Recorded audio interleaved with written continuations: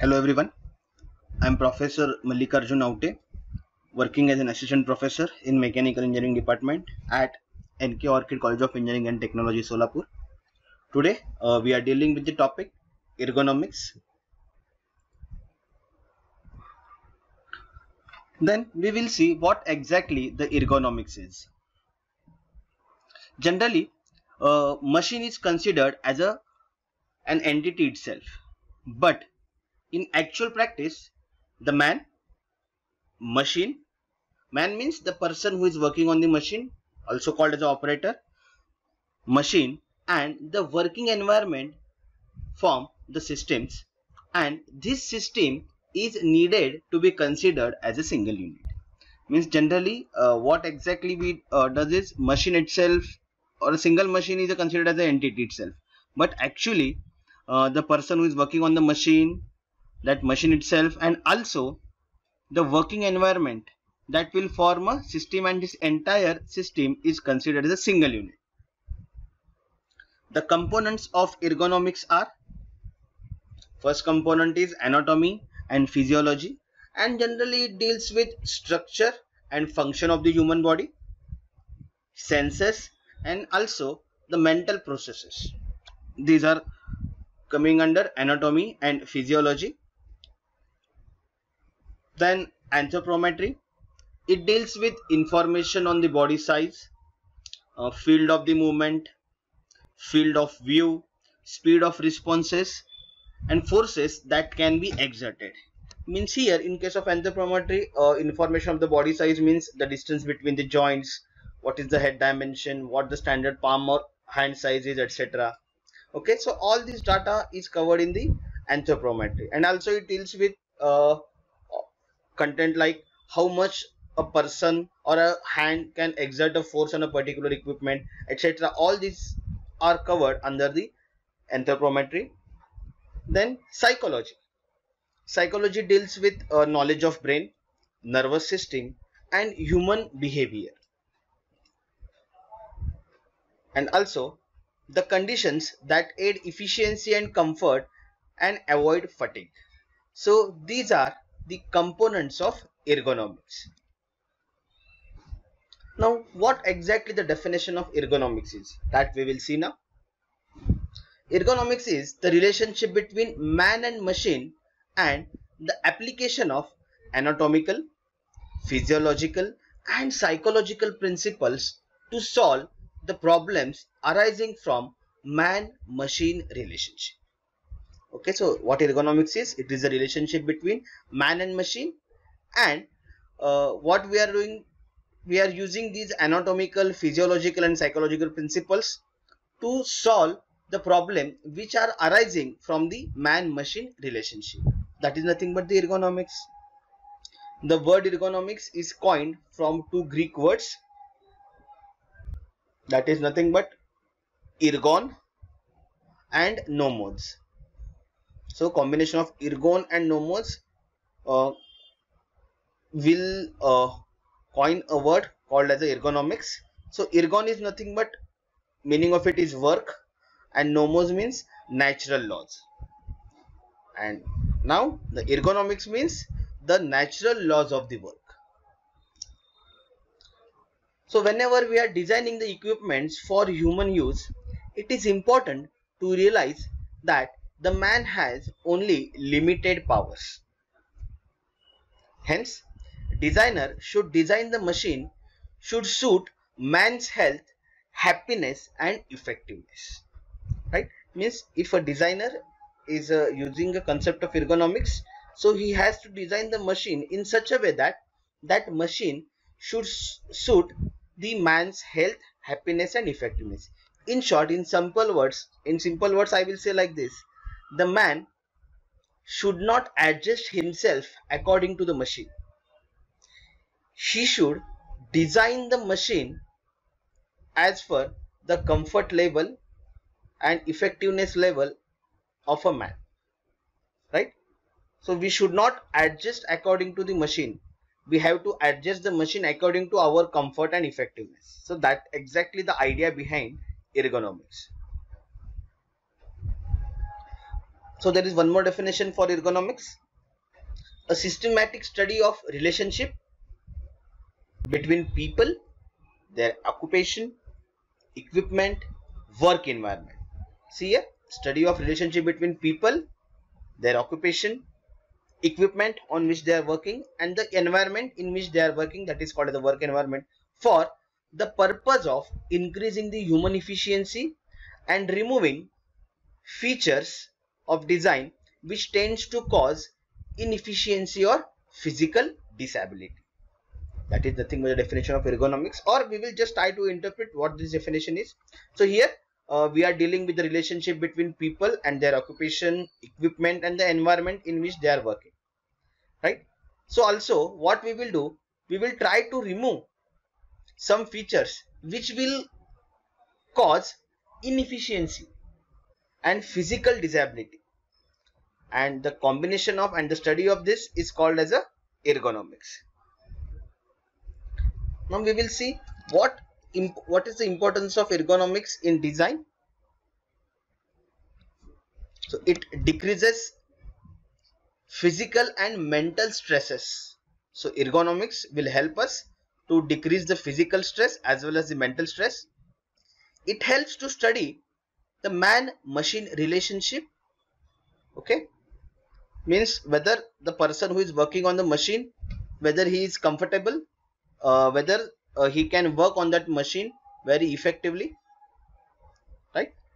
Then working environment that can be improved to increase the human efficiency. Sometimes what happen, the man and the machine, it will be okay, means they are working, the person who is working on the machine and machine is working very well, that is okay. But at the same time we have to also consider the environment in which that person is working on the machine. So if we'll increase or we'll improve the environment, so that we can also boost the human efficiency or the efficiency of a person who is working on that particular machine.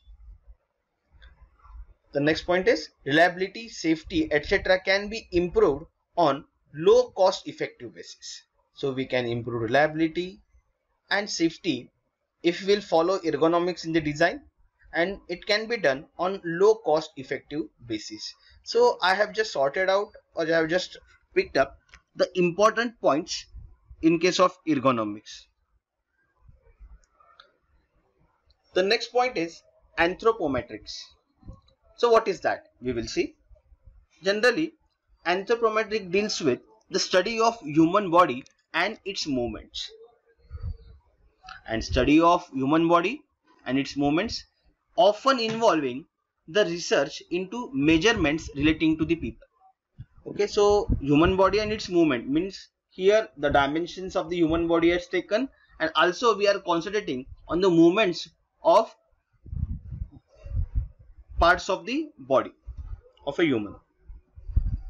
So what it involves? It involves collecting the statistics or measurements relevant to the human body. It is called as an anthropometric data. Means collecting measurements means like just like distance between the joints, what is the dimension of a foot, what is the dimension of a palm, right? What exactly the height is, what should be the standard weight. All these are coming under the anthropometric data. I have just given an example. So we will see what exactly anthropometric measurements includes. So it includes weight, height, body mass index, which also known as BMI, body circumference.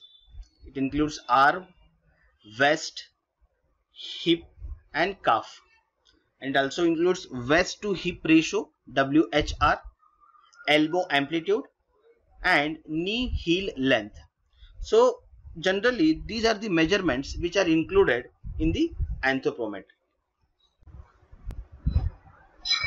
Now we will see what are the different types of anthropometry. So the first type is static or structural anthropometry. Means the name itself indicates the measurements taken when the body is in static condition. It includes skeletal dimension, means joint to joint dimensions or measurements, maximum body width, data available on most characteristics of the body. So all these are coming under the static or structural anthropometry.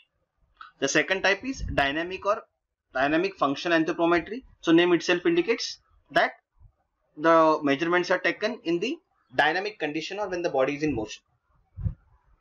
The distances are measured when the body is in motion or engaged in a physical activity. So measurements are taken while the body is engaged in some kind of activity. Okay, at that when the body is engaged in some kind of activity, at that time whatever the dimensions are taken or measurements are taken, those are coming under dynamic functional anthropometry. Examples are like driving a car or working at a desk. Now the next concept that we will see, 5th percentile and 95th percentile as far as anthropometric data is concerned. So for that we have to study this particular curve. So I will say on the x-axis there is a height, okay, and on the y-axis frequency of occurrence of people of certain height, okay, and you can see it's just like a bell distribution curve. So here if I will start from here, the value will be around 0, then it is going to increase, again it is going to decrease, okay, or the value is here at some distances. The distance which covered on the left hand side is called as the 5th percentile. The central portion is called as the 50th percentile or average or mean, and on the extreme right hand side in this region, this is nothing but the 95th percentile, okay. So 5% of the user of population are in this area, and here 5% of the user population is in this area. Means exactly what? So see here, so this is regarding occurrence of people of a certain height. So generally the most common range is this, means the region here, this region.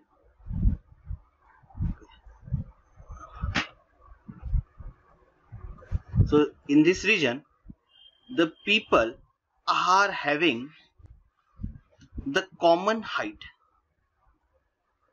okay. Generally all the people are having certain height, and the 90% of the peoples are covered, the 90% of the people are covered in this range, okay. So this region is called as a 50th percentile, average or mean. But there are some people who are having height less than the given range, who are having height less than the given range. So suppose I will consider this region. There are some, if I will say the 90% of the population falls in this zone who are having average heights, okay, but there are 5% of people who are having height less than this particular height. They are having height less than the particular height, means one person in 20 is having height very less than the given height. And again on the right hand side of this 50th percentile, there are some people who are having height more than the given height, means these are also the people having population 5%, okay, means what, one person in a 20 is having height more than the given height, so they are falling in this range. So this is called as the 5th percentile, means the person who are having height less than the given value, and the persons who are having height more than the given height or more than the given value. So those are called as 95th percentile, who are having height more than the given value, and there are persons who are having height less than the given value, those are coming under 5th percentile. So this is nothing but the 5th or 95th percentile. We will see now. To the left of the average there is a point known as a 5th percentile, means this point. Now I will show, means this point left of this average, because 5% of the people or one person in 20 is shorter than a particular height. Suppose a particular height is given, so there are 5% of the people who are having height shorter than this particular height. So this is a particular height, and these are the 5% of the people who are having height shorter than the particular height. So these are known as 5%, 5th percentile. And same distance to the right hand side of the average, okay. So here also This particular region is known as a 95th percentile to the right of the average, means this region where I have drawn the lines by green color.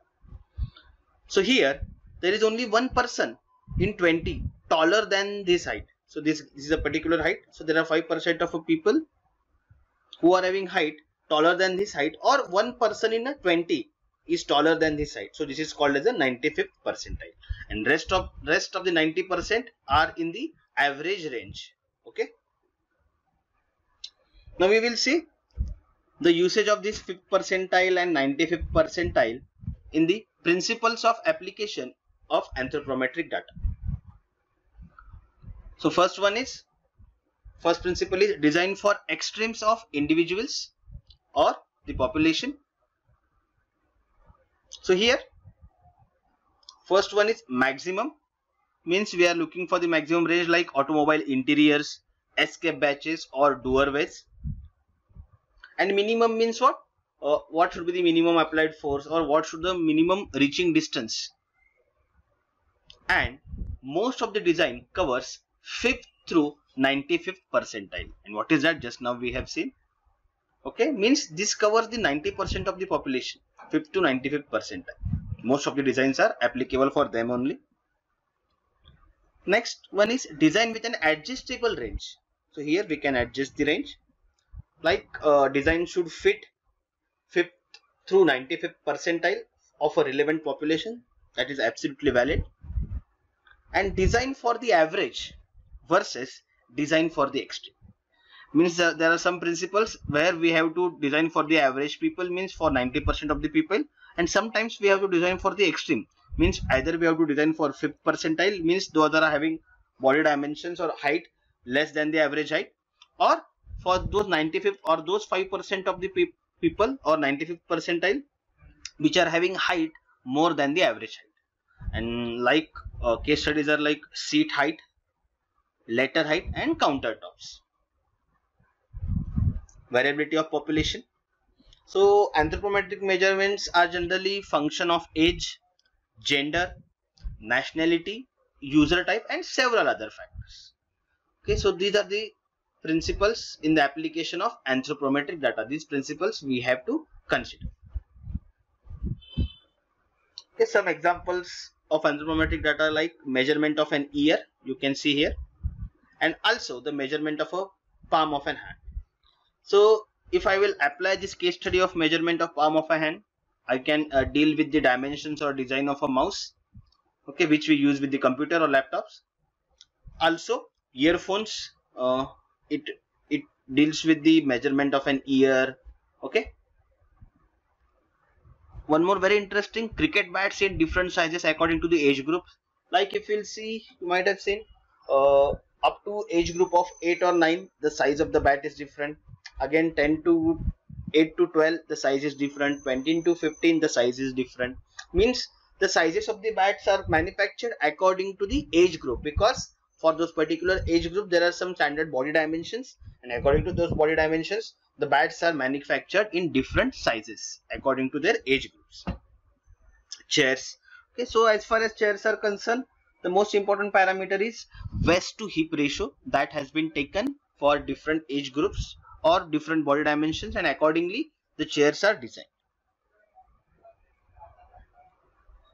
So here we can see a case study or a figure in which there are uses of body dimension, and accordingly their distances has been accordingly their comfort zone or the standard region or environment of working has been mentioned. Like for a person who is viewing on a screen, the distance should be in the range of 19 to 24. This should be the viewing angle.